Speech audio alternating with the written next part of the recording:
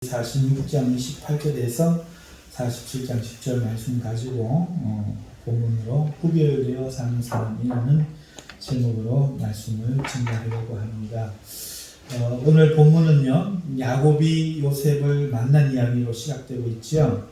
45장 마지막 절에 보면은 야곱이 죽은 줄 알았던 요셉을 만날 기쁨에 들뜬 그 모습으로 끝나고 있었어요.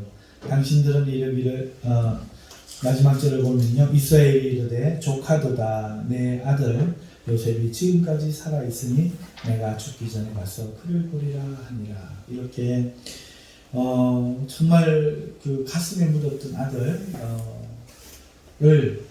만나기 위해서 이제 야곱이 가나안 땅에 살며 모든 것을 정산하고 그리고 온 식구들과 가축을 데리고 내려가는 장면이 46장 1절부터 나왔고 우리가 지난주에 그것을 살펴보았습니다. 자, 그렇게 해서 70인의 그 야곱의 가족, 참 적죠? 70인의 가족이 이제 드디어 애굽 땅에 도착했습니다. 물론 애굽 땅으로 내려가는 것이 옳은가 하는 이 문제는 다른 문제고요. 지금 본문에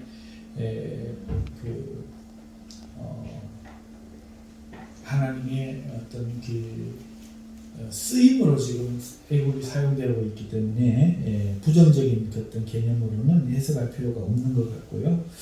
어찌됐든 그렇게 오늘 야곱이 드디어 그 아들 요셉을 만납니다.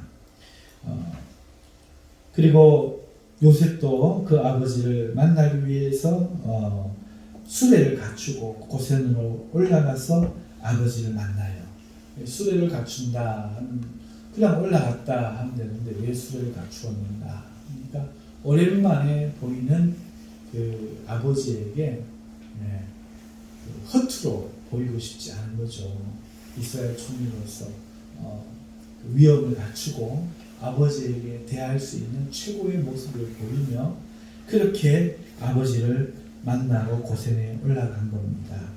그리고 그 아버지를 만났습니다. 아버지가 다가옵니다. 이제 서로 내렸겠지요. 아버지를 만났는데 아버지를 요셉이 보면은 야곱의 입장에서 성경은 기록되어져 있지 않아요. 요셉의 입장에서 기록되어져 있어요. 요셉이 그의 수레를 갖추고 고센으로 올라가서 그의 아버지 이스라엘을 맞으며 그랬어요. 야곱이 내려서 요셉을 보며 달려갔다 이러지 않고요. 요셉의 입장에서 고센에 수레를 갖추고 올라가서 아버지를 맞았다 이렇게 말하고 있습니다. 먼저 아버지를 맞고 그 다음에 이 한 장면일 텐데 이거를 다르게 이야기해요. 그에게 보이며 뭘 보였을까요? 나의 모습을 보였겠죠. 내가 지금 누군지, 몸은 얼마나 컸는지, 어떤 사람인지 이런 것들을 보였겠죠. 그리고 아버지가 볼 시간을 주는 거예요.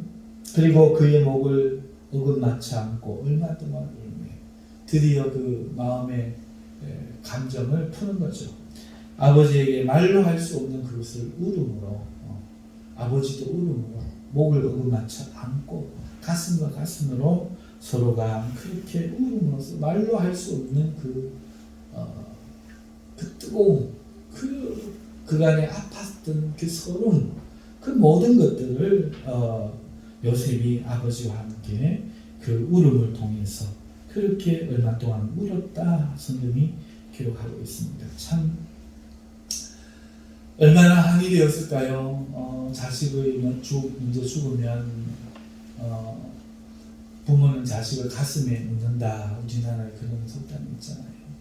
얼마나 한이 되었을까요? 그랬던 그 한이 드디어 풀리는 순간입니다. 이 문제가 어디서부터 비롯되었는가 하니까 본인이 두 아내를 만나서 첩까지 해서 4명의 그 아내를 통해서 아이들을 낳고 애정을 골고루 주지 못해서 생긴 문제잖아요. 그 형제끼리 시기하고 미웃고 마음에 상처가 생겨서 형제를 죽이려고 하는 마음까지 가정이 깨졌으니 이것은 자식들의 문제라기보다는 야곱의 문제였겠죠. 그래서 요셉이 이렇게 팔려간 건데 어쨌든 자신 때문에 죽은 줄 알았던 그 요셉이 살아서 이렇게 있으니 이야말로 하나님의 은혜고 오히려 자기가 데리고 있던 아들들보다 더 성공해서 자기를 구원하는 그런 역할을 지금 감당하고 있으니 그 마음에 얼마나 기쁘겠습니까? 그래서 그 한이 다 풀리는 거죠. 그래서 이스라엘이 요셉에게 이렇게 말하잖아요. 내가 지금까지 살아있고 네가 이렇게 살아있구나. 내가 네 얼굴을 봤으니 이제 죽어도 족하도다. 이런 이야기를 합니다. 여러분 이 모습을 보면서 여러분 저는 한 이야기가 생각이 나요. 그 이야기는 뭔가 하니까 예수님이 들려주신 이야기죠. 여러분 혹시 탕자 이야기 아세요? 네. 돌아온 탕자를 아버지가 맞아주시는 그 모습이 생각이 나더라고요. 야곱에게 요셉은 죽었던 아들이 돌아온 것처럼 돌아온 탕자가 그랬던 것처럼 하나님에게 우리는 죽었던 우리가 돌아온 것 아니겠습니까? 그러니 하나님은 벗은발로 달려오셨을 거고 그리고 하나님은 우리에게 어떤 하나님이신가? 하나님이 무서운 하나님인가? 좋은 하나님인가? 이렇게 놓고 볼 때 야곱이 이렇게 이야기하잖아요. 내가 이제 죽어도 여한이 없다. 이게 하나님 모습이라면 여러분 생각해 보세요. 우리가 예수 그리스도를 믿어서 그의 아들들이 되어서 천국에서 무엇을 받는다고 합니까? 천국을 유업으로 받는다. 유업이 뭐예요? 유산이라는 뜻이거든요. 유산. 그러면 하나님은 돌아가시지 않는 분이죠. 인생이 아니니까. 영원히 죽지 않으실 분인데 유산이 어디 있겠어요? 다 자기 거지. 그러니까 그 말이 뭐냐? 죽어도 여한이 없다는 거죠.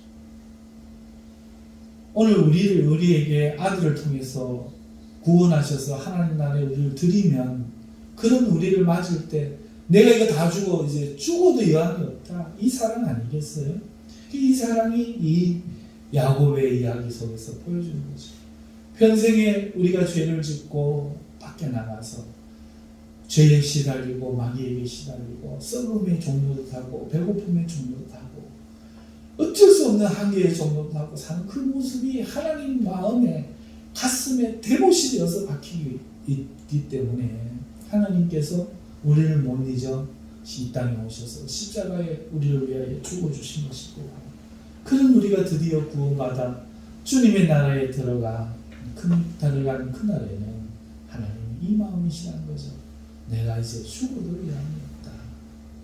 하나님이 어떤 하나님인가? 이런 하나님이 아니신가? 저는 이 구약의 요셉의 이야기, 야곱의 이야기를 통해서 이렇게 하나님의 모습이 생각이 나서 여러분들에게 잠시 말씀을 드립니다.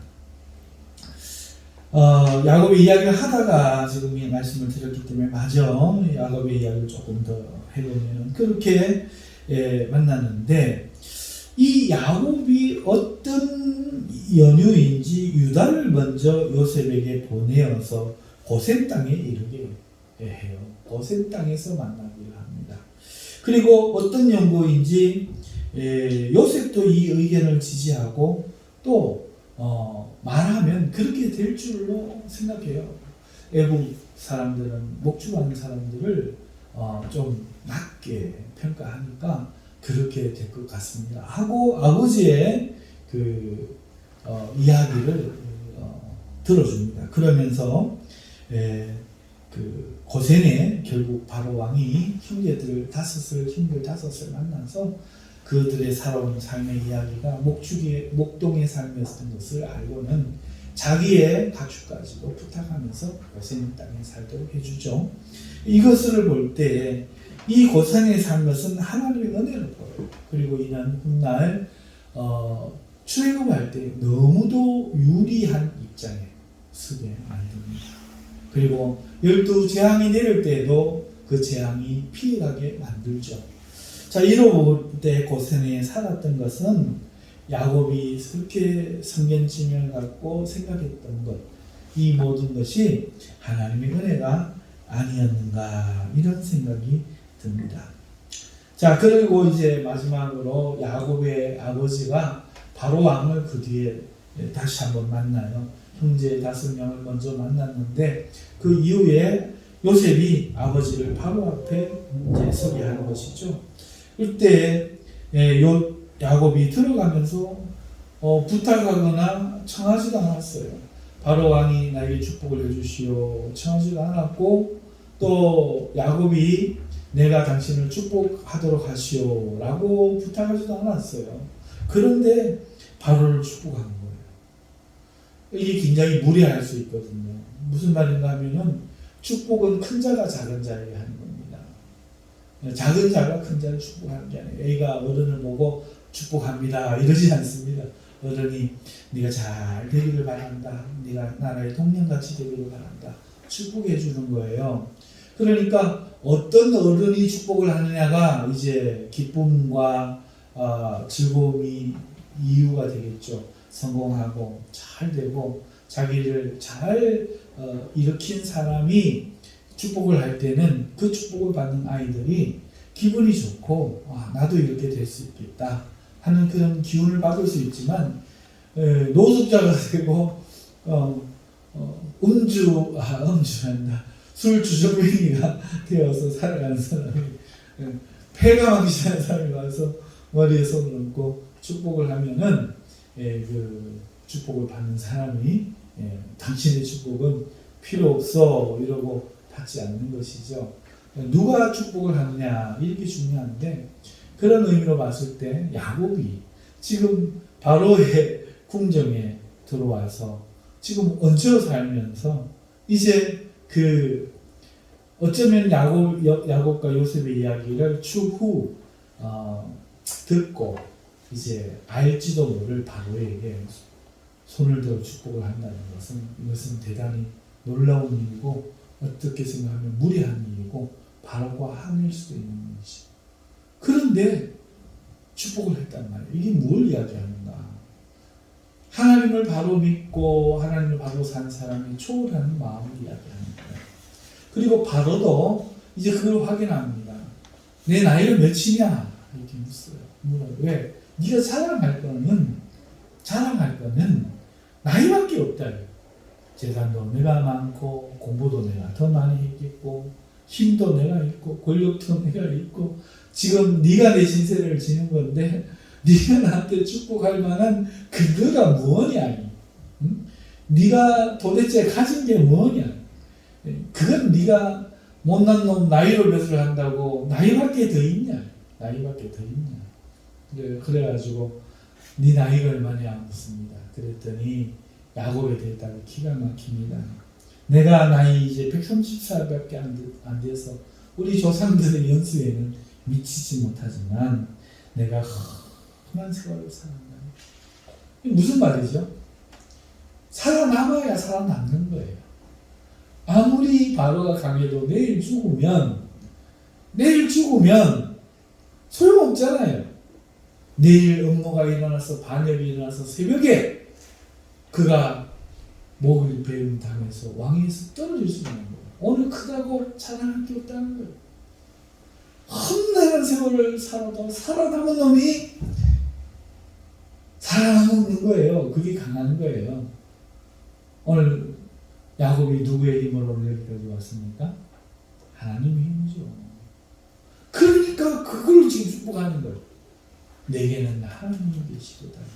오늘 세상에 나가서 네가 주는 권력, 네가 주는 돈, 그거 나 연연하지 않는다. 오히려 내 축복받아라. 네 자랑하는 게 뭐냐? 내 가난하고 내 없고 아무것도 없고 네 신세 지금 질 수밖에 없는 처지지만 하나님이 여기까지 나를 지키셨고 인도하셨다. 이 믿음이 있어야 된다는 거죠. 우리에게도. 그래서 오늘 이 야곱의 모습을 마지막으로 오늘 이야기가 끝났는데, 여기서 오늘 한두 가지만 하나님의 메시지를 우리가 발견했으면 좋겠습니다. 첫 번째로 오늘 우리가 잠깐 살펴보았던 것처럼 이 요셉의 모습 속에서 그 탕자를 맞이하는 아버지와 우리 하나님의 모습이 보인다는 것을 우리가 살펴보았고요. 자, 이때 이 야곱의 모습은 어쩌면 하나님 아버지의 모습을 또 우리에게 잠시 일부분 보여주는 것인데요. 그런데 오늘 만나는 순서가 있다는 거예요. 오늘 우리는 부름의 종교라고 하잖아요. 기독교는. 예수님 때 선생을 누가 선택을 했느냐? 제자들이 선택을 했어요. 유명한 선생, 지금도 우리가 대학교를 어디에 선택합니까? 자기가 선택을 하잖아요.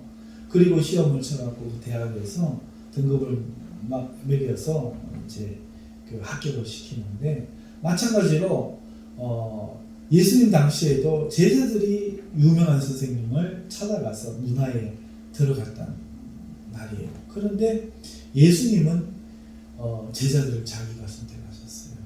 제자를 선택하시는데 천한 직종이던 어부들을 선택하셨고, 또 죄인이라고 평가받고 있던 세리를 마태를 선택하셨고, 그렇게 예수님은 그 제자들을 그 천박하고 영적이지 못한, 거룩하지 못하다 평가되지는 갈릴리의 사람들을 선택했어요. 한 사람 유다를 빼고 말이죠. 배신자 유다를 빼고 그 갈릴리의 그 사람들을 예수님이 선택을 한 거예요. 자, 그래서 제자들 그렇게 예수님이 부르신 것처럼 그게 우리 기독교의 대표적인 특성이 돼요. 하나님을 내가 믿고 싶다고 믿는 사람이 한 사람도 없다는 거예요. 그런 사람들은 하나님한테 접근했다가 결국은 하나님을 공격하는 사람들 중 성경복음은 이단이 되고, 성경복음은 하나님에 대한 대적하는 세력이 되어서 오히려 기독교를 공격하게 되는 거죠.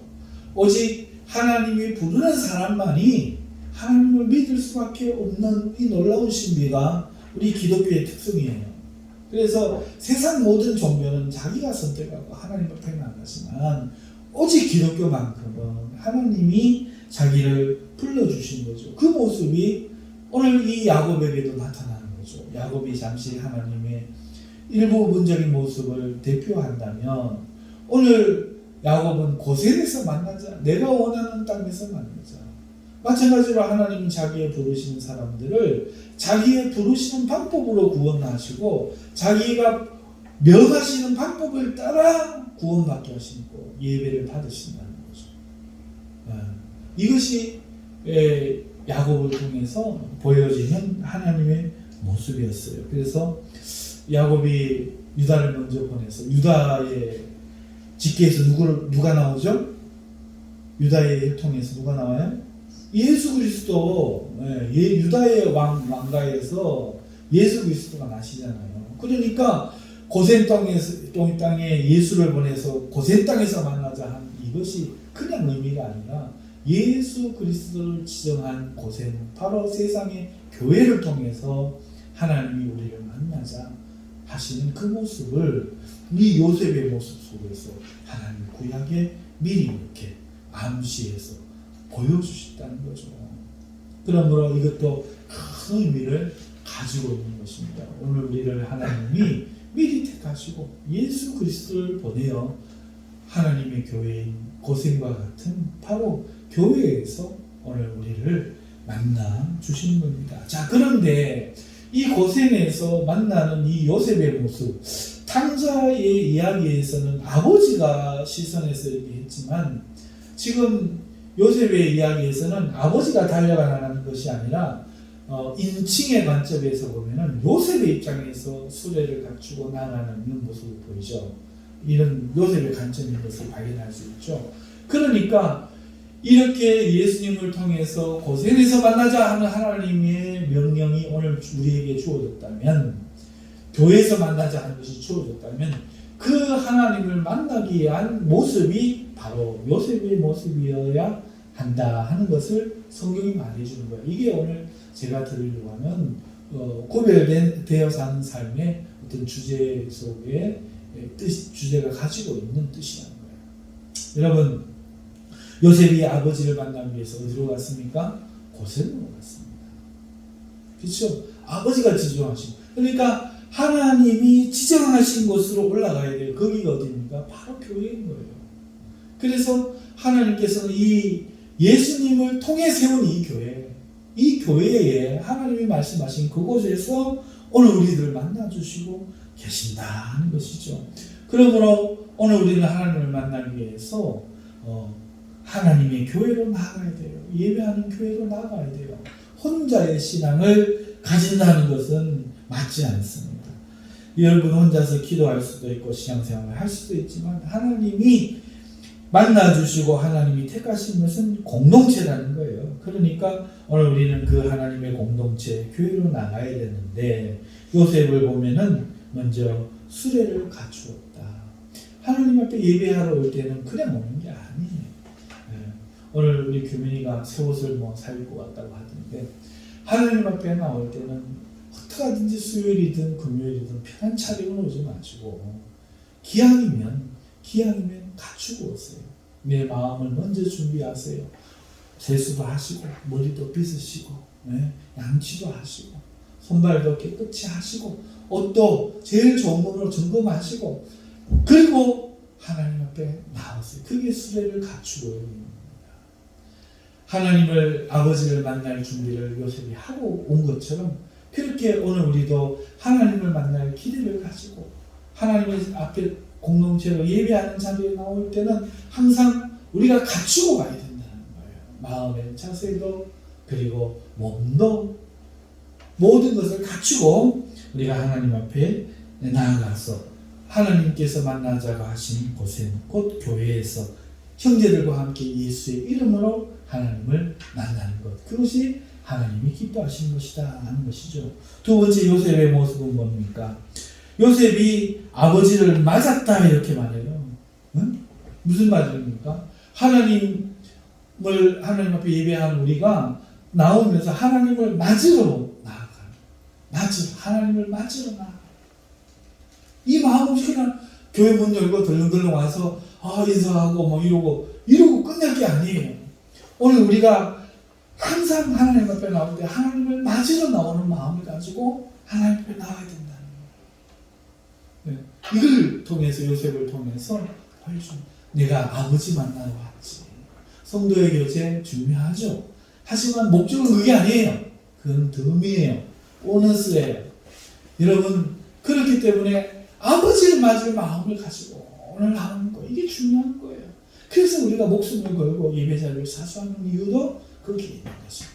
아버지를 사모해서 아버지를 만나기 위해서 그렇게 죽은 줄 알았던 내가 오늘 살아서 아버지를 만났던 요셉처럼 오늘 이 세상의 죄악으로 말미암아 죽었을 내가 오늘 예수님의 은혜로 하나님의 은혜로 살아서 이렇게 하나님 만나게 되었으니 내가 아버지를 만나러 갑니다 하는 이 마음을 가지고 우리가 교회 나와야 한다는 겁니다. 그리고 세 번째는 뭡니까? 요셉이 아버지를 만나서 그 다음에 어떻게 합니까? 아버지에게 자기를 보였다 이렇게 이야기하고 있습니다. 아버지를 맞은 다음에 자기를 보이는 거예요. 뭘 보입니까?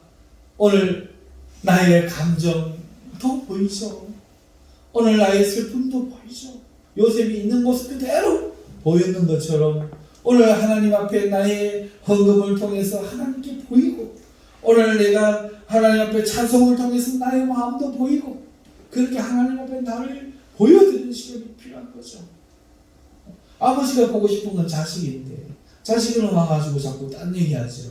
아버지 제가 요새 이렇게 직장생이 많이 위험하지만 이래가지고 승진도 하고 이러고 있습니다. 아버지가 그 이야기를 들으면서 그러나 이렇게 그게 보이는 거예요. 그렇잖아요.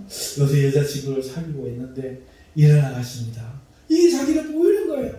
친구하고 갈등이 있는데 아버지 어떻게 하면 좋겠습니까? 이게 보이는 거예요. 나의 옷도 보이고 나의 삶도 보이고 경제 형편도 보이고 하나님 앞에 찬송과 기도를 통해서 하나님 앞에 보이는 거죠. 아버지가 나를 보실 시간을 드리는 것 그게 예배의 원리인 거죠. 자, 그 다음에 나에게 보이고 난 아버지에게 보이고 난 후에 목을 어긋나지 않고 한동안 울며. 무슨 말입니까? 오늘 하나님 앞에 그렇게 깊은 만남을 가지게 한다는 거예요. 그 이후에 격식을 가지고 아버지 수레를 갖추어서 아버지가 원하시는 곳에서 아버지를 맞으러 나가서 그리고 아버지를 맞은 후에 자기를 버린 후에 그 이후에야 이제 깊은 만남이 있다. 깊은 만남. 이 깊은 만남을 어떻게 설명할까? 목을 어긋맞추고 한동안 울었다. 이걸 어떻게 이야기할까 설명하다가 생각하다가 제가 가장 여러 가지 말로 설명하는 것보다 시편 109편이 좋을 것 같아서 시편 109편 오늘 새벽 기도 시간에 읽은 말씀인데요. 제가 여러분들에게 좀 읽어드릴까 해요. 이것은 다윗의 시입니다. 다윗이 지었는데요. 하나님께 이렇게 말해요. 내가 찬양하는 하나님이여 잠잠하지 마옵소서 하고 뭔가 억울함을 이야기합니다. 그들이 악한 입과 거짓된 입을 열어 나를 치며 속이는 혀로 내게 말하며. 이제 누군가를 고발하는 걸 알 수 있죠. 어떤 사람들이 악한 입과 거짓된 입을 열어 나를 치며 속이는 혀로 내게 말하며 또 미워하는 말로 나를 두르고 까닭 없이 나를 공격하였음이니이다. 나는 사랑하나 그들은 도리어 나를 대적하니 나는 기도할 뿐이라. 내가 사랑하는데 자기들은 안 미워하는데 그들은 나를 미워하고 이렇게 하니 내가 하나님 앞에 기도합니다. 이렇게 이야기합니다. 그들이 악으로 나의 선을 갚으며 미워함으로 나의 사랑을 갚았사오니 악인이 그를 이제 하나님 앞에 자기의 마음을 이야기해요. 이렇게 말합니다. 악인이 그를 다스리게 하시고 악한 사람 만나게 하나. 정말 착하게 대하니까 가만히 있으니까 가만히로 보이고 가만 보고 있으니까 보자기로 보이냐. 악한 사람 한번 만나봐라. 못된 사람 만나봐라. 니는 우리 그런 마음 품잖아요. 지금 그 마음인 거예요. 악인을 만나게 하시고 악인이 그를 다스리게 하시고 직장 상사가 되고 주인이 되면 어떻게 되겠어요? 얼마나 인생이 괴로워지겠어요? 되게 하시며 사탄이 그의 오른쪽에 서게 하소서. 하나님 우리 오른쪽에 서서 보호해야 되지. 여러분 결혼식 할 때 그 신랑 신부가 갔다가 나올 때 이렇게 왼쪽에 이렇게 해갖고 나오잖아요. 오른팔제비니까 그리고 왼팔로 이제 사랑하는 부인을 이제 지켜주겠다. 이런 그 선 것에도 의미가 담기잖아요. 마찬가지로 오른편에 사탄이 섰다는 겁니다. 사탄이 이제를 다스린다. 그 이야기 아닙니까? 사탄이 다스리니까 어떻게 되겠어요? 깡패가 다스리는 그거는 그때부터는 hun명인 거죠. 여러분 그가 심판을 받을 때에 죄인이 되어 죄가 드러나게 하시며 그의 기도가 죄로 변하게 하시며 그의 연수 삶의 날수를 짧게 하시며 벼락맞아 죽어라. 그 얘기죠. 다른 말로 그의 직분을 타인이 있는 거 다 빼앗기게 하시며 그의 자녀는 고아가 되게 하시고 그러니까 일찍 죽고 애들은 고아가 되게 하시고 그의 아내는 과부가 되며 이 과부가 되면 이게 좀 그런데 다른 남자의 아내라도 되면 좋은데 그것도 못되게 하는 얘기잖아요. 그의 자녀들은 유리하며 좀 자녀들이라도 잘 돼서 살면 그래도 좀 나은데 떠돌아는 나그네가 되며 유리하며 구걸하고 그들이 황폐한 집을 떠나 빌어먹게 하소서. 이렇게 이야기합니다. 고리대금하는 자가 그의 소유를 다 빼앗게 하고 먹고 살 게 없으니까 돈을 조금 빌렸더니 그만 그걸 빌미삼아 다 뺏는 거죠. 그가 수고한 것을 낯선 사람이 탈취하게 하시며 아니 겨우 이제 고리대금을 다 맡기고 겨우 이제 가지고 나왔더니 길에서 강도를 받는 거예요. 그에게 인연을 베풀 자가 없게 하시며 그의 고아에게 은혜를 베풀 자도 자식도 은혜를 베풀 자가 없게 하시며 그의 자손이 끊어지게 하시며 후대에 그들의 이름이 지워지게 하소서. 여호와는 그의 조상들의 죄악을 기억하시며 그의 어머니의 죄를 지워버리지 마시고 그 죄를 항상 여호와 앞에 있게 하사 그들의 기억을 땅에서 끊으소서. 야, 가만 생각하면 욕도 이런 욕이 없고 저주도 이런 저주가 없죠. 여러분 가만 생각을 해보면 우리가 원수를 사랑하라 그랬으니까 우리가 기도할 때 어떻게 기도합니까? 하나님 네 용서가 안 됐어 내 마음이. 근데 와갖고 하나님 그를 용서하시고 축복합니다. 이렇게 하는데 내 마음이 어때요? 안 되지. 그러니까 하나님하고 더 멀어지는 거야. 그러니까 하나님하고 멀어져. 그래서 어떻게 됩니까? 시험이 되는 거죠. 그런데 다윗을 보세요. 오늘 그렇게 하지 않았어요. 내가 가만히 생각해보면 이게 옳으냐? 이게 정말 옳은가? 예수님은 십자가에 죽어가시면서도 저들의 죄를 용서하옵소서 했는데 다윗은 이렇게 말하고 이걸 성령께서 성경으로 지금 우리 써서 이게 주시니 우리도 이렇게 하라는 얘기인가? 그럼 이게 옳은 건가? 생각을 해보면 옳은 거 아니죠. 맞는 거 아닙니다. 예수님처럼 용서해야 되지 이게 옳은 겁니다. 하지만 말이에요. 하지만 오늘 다윗이 하나님 앞에 자기를 숨기지 않고 이렇게 다 이야기하는 거죠. 여러분 이 말대로 했을 때 그 모습이 어떻게 되겠어요? 그 원수 속이 시원한 나한테 그 짓을 하더니 잘됐다. 꽃이다. 내 글이 될 줄 알았다. 마음이 육개삼켜 통쾌해지는 거죠. 우리가 죄인이라. 우리 예수님 아니잖아요. 그죠? 육개삼켜 통쾌해지는 거죠. 그러면서 이번에는 나는 어떻게 해야 돼요? 그러면서 21절에 이야기합니다. 여호와여 주의 이름으로 말미암아 나는 선대해 주소서.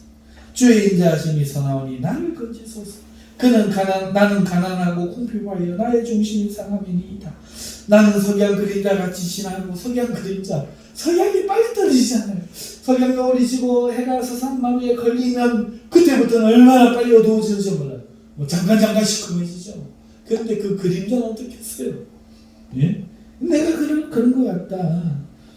또 메뚜기같이 불러가면 메뚜기가 그 날개를 갖고 얼마 뛰어봐야 얼마 못 나는 게 바람이 휘 불어부니까 날개도 짧았고 이리저리 바람 따라 단풍 따라 흩날리는 것 같이 나는 그러면 금시감으로 파괴에 넘어가는 거예요.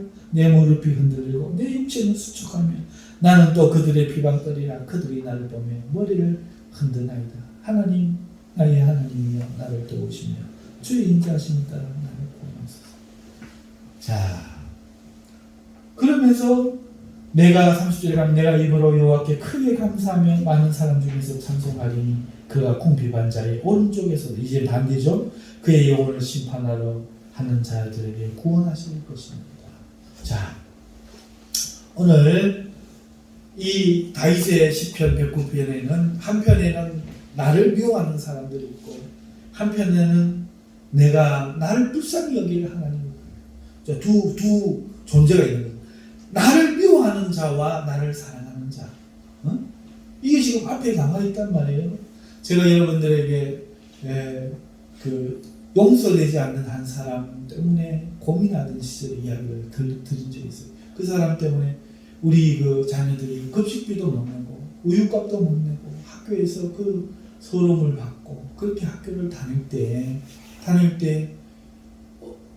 자기 자녀들 유학 보내고 그 교회에서 가는 선교여행 보내고 차 바꾸고 그러나 우리 돈은 갚지도 않고 우리가 일했는 돈은 주지도 않고 너무너무 괴로워서 그랬을 때 하나님이 나를 불러서 신학을 가게 하시고 그리고 발냄새 배이고 땀냄새 나는 그 기도실에서 기도할 때에 하나님이 한 번은 숨으신 적이 있어요. 그때 내가 하나님 앞에 기도하기를 하나님아 나를 사랑하시고 그러니까 나는 무조건 하나님이 숨으면 찾아낼 수 있다. 왜? 하나님 나를 사랑하시니까. 그리고 가짜로라도 우는 거예요. 울면 어느 부모가 자식이 꾀병인 줄 알지만 닭똥 같은 눈물 눈치 보면서 으아 울어도 부모만 만져린 부모가 어디 있어요? 애들 다 키워보셨잖아요. 가짜 눈물이라도 같이 진짜처럼 울면 못 견디거든요. 그러니까 아버지가 날 사랑하시니까 내가 가짜로라도 울면 아버지가 나를 만나주실 거거든요. 이 믿음 가지고 울었더니 진짜 울음 속에서 터지는 거예요. 그러면서 하나님 뒤에서 안으시는 거예요.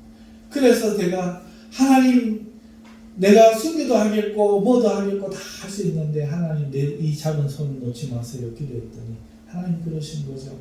왜 나 없이 한번 살아보라 하더니 이러신 거예요. 미워서 하신 말이 아니라 웃으면서 떳떳하게 그렇게 이야기하시는 거예요. 거기에 내가 무너졌어요. 그 말이 뭔 말인가 하니까 그때로부터 한 20여 년 전 훨씬 전에 첫사랑하던 시절에 첫사랑하고 실패하고 약 먹고 자살하면서 하는 얘기였어요. 내게 남은 것은 아버지도 없고 어머니 한 분뿐이었는데 어머니도 데려가신 하나님이 왜 내게 첫사랑도 데려가시냐. 하나님 믿다. 하나님 나 사랑하시는 거 맞냐. 약 먹고 자살하면 지옥 간다는데 내 약 먹고 자살하면 내 성질 났다. 내 성질이 그리 못했어. 정말 나쁜 짓 할 때는 정말 사람 칼로 찔렀었어. 안 죽게 하셔서 다행인 거지. 살해를 하려고 해서 많이 했어요. 그런 죄인이 정말 흉악한 죄인이고 정말 길을 가면 사람들이 대구 시내가 나누어졌어요. 싹 하면 막 보이고 그 폭력성이 보이기 때문에 쳐다본다고 재떨이로 머리를 찍었던 사람이 저였어요. 말로 다 할 수 없던 죄인이었어요. 그랬던 나를 하나님이 건져서 해주셨는데 그때 그런 성격에 못 이겨가지고 하나님 당해 보이소. 그러고는 약 먹고 자살을 했는데 이런 나를 하나님이 살려주신다. 그때 자살할 때 한 말이 그거였어요. 하나님 나 없는 데서 한번 살아보소. 사랑하셨으니까 당신도 사랑에 이런 아픔을 한번 겪어보셔야지. 그게 내가 죽는 이유의 전부였습니다. 하나님에 대한 원망으로 그렇게 했는데 예수님을 만난 거예요. 예수님 오셔서 나를 살려주시고 이런 나를 버리지 않고 살려주신 거예요.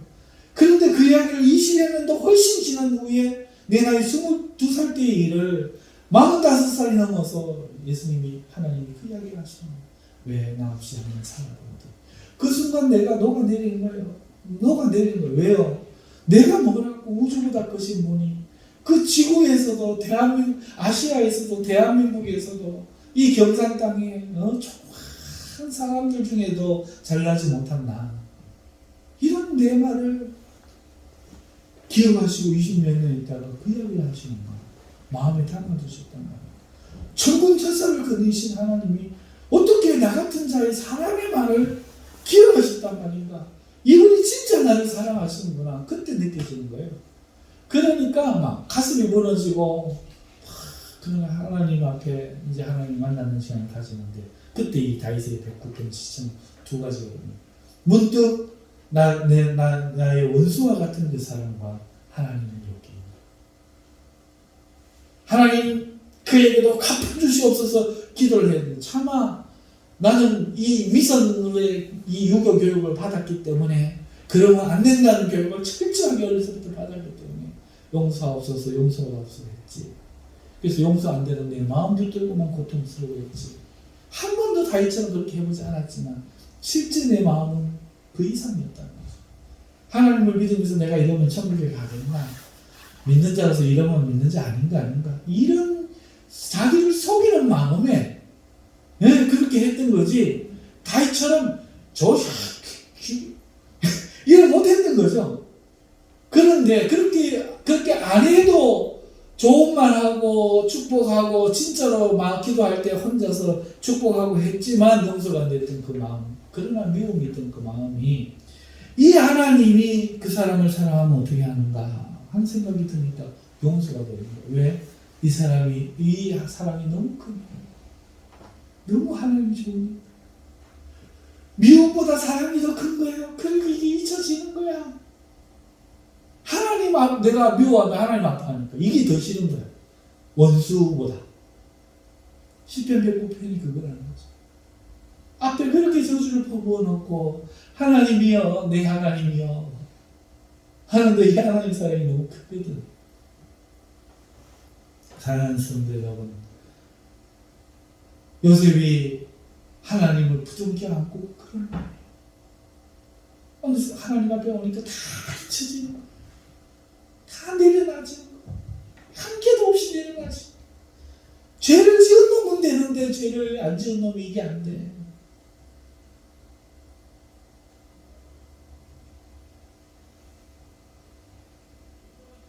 사랑하는 성도 여러분, 목을 부둥켜 안고 하나님을 만나 눈물로 말로 다 할 수 없는 그것들을 하나님을 만나 아버지를 만나 울었던 요셉과 같이 우리가 하나님을 만나 우는 것, 이게 하나님 원하시는 것. 오늘 요셉을 통해서 보여주는 거예요.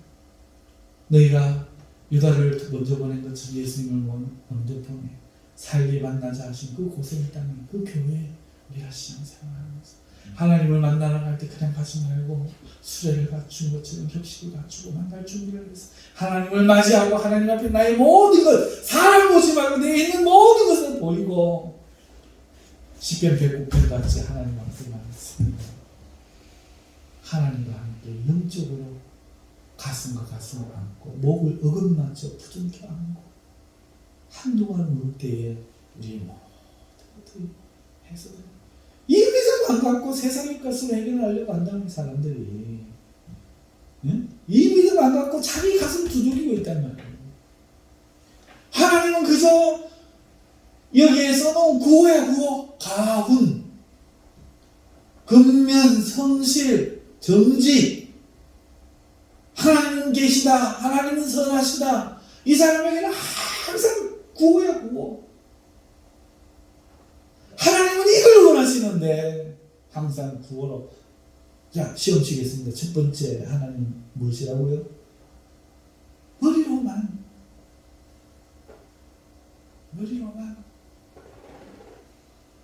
저기 오면서부터 겸양을 떨며 문을 열면서 두려운 마음으로 하나님 제가 왔습니다. 준비된 마음으로 머리도 빗고 화장품도 바르고 좋은 옷을 입고 예배하러 갈 때 신은 구두도 신고 그리고 조심스럽게 와서 하나님 앞에 먼저 와서 하나님을 맞으며 경배하고 내 속을 털어놓고 내 모든 것을 내놓고 나를 보이고 그리고 하나님과 함께 만나서 목을 맞춰 울고 하나님의 사랑을 발견하고 모든 것이 내려지고 치유되어진 역사를 경험하고 기쁨으로 하나님 앞에서 회복되어지는 그게 하나님이 원하시는 것이다 하는 것을 오늘 요셉을 통해서 하나님이 보여주시는 겁니다. 사랑하는 성도 여러분, 이 땅의 삶은 잠깐 피었다 지는 들꽃과 같고 아침에 피었다가 저녁에 지는 들꽃과 같은 거예요. 이건 진실이 아닙니다. 이건 영원한 게 아니에요. 그러므로 오늘 우리는 하나님을 바라봐야 됩니다. 하나님을 바라보고 나아가야 돼요. 오늘 우리가 이 세상에 눈을 빼앗기고 여기에 정신을 빼앗겨서 살 게 아니라 하나님을 만나는 일을 계속 그런 믿음을 회복하는 일만 되실 수 있기를 주님의 이름으로 축원합니다. 그렇게 구별되게 고생해서 교회 삶을 통해서 그 이후에 이 식구들이 고생해서 살아간 것처럼 하나님이 지정하신 교회에서 그렇게 신앙생활 잘 하실 수 있는 여러분 되시기를 주님의 이름으로 축원합니다. 기도하겠습니다.